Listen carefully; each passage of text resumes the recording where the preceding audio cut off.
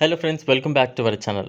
రాబోయే కొద్ది సంవత్సరాల్లో భారతదేశం సెమీకండక్టర్ల డిమాండ్ను తీర్చడమే కాకుండా వాటిని ఎగుమతి చేయడం కూడా ప్రారంభిస్తుందని కేంద్ర railway, communications, electronics and information technology మంత్రి అశ్విని వైష్ణవ్ తెలిపారు.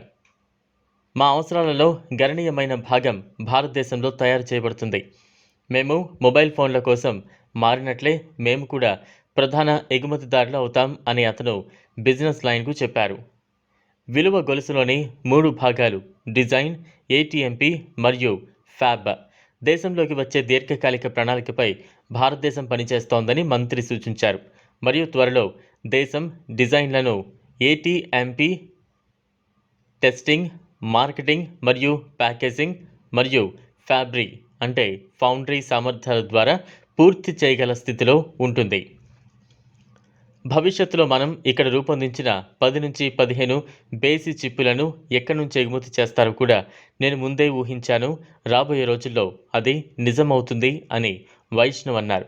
గురువారం కేంద్ర మంత్రివర్గం దేశవ్యాప్తంగా 3 సెమీకండక్టర్ యూనిట్లను నెలకొల్పడానికి ప్రతిపాదనలను ఆమోదించింది. గుజరాత్లో 2 మరియు అస్సాంలో 1.26 లక్షల కోట్ల పెట్టుబడితో సెమీకండక్టర్ విస్తరణ.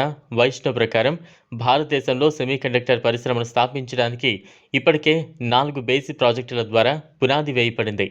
ఇందులో గతంలో మైక్రాన్ టెక్నాలజీ ద్వారా 1 యూనిట్ సెటప్ మరియు క్యాబినెట్ క్లియర్ చేసిన 3 యూనిట్లు ఉన్నాయి.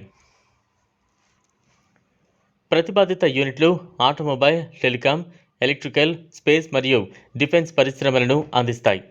ఈ యూనిట్లలో అస్సాంలో 1 ప్రపంచంలోని కొన్ని అత్యుత్తమ ఆటోమొబైల్ కంపెనీలకు ఎగుమతి చేయబడుతోంది.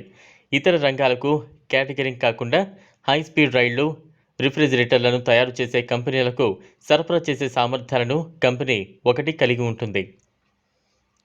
సెమీకండక్టర్ యూనిట్లు ప్రారంభమైనందున ప్రతి ఒక్కటి కమిషన్ కోసం వేర్వేరు కాలక్రమాన్ని కలిగి ఉంటాయి.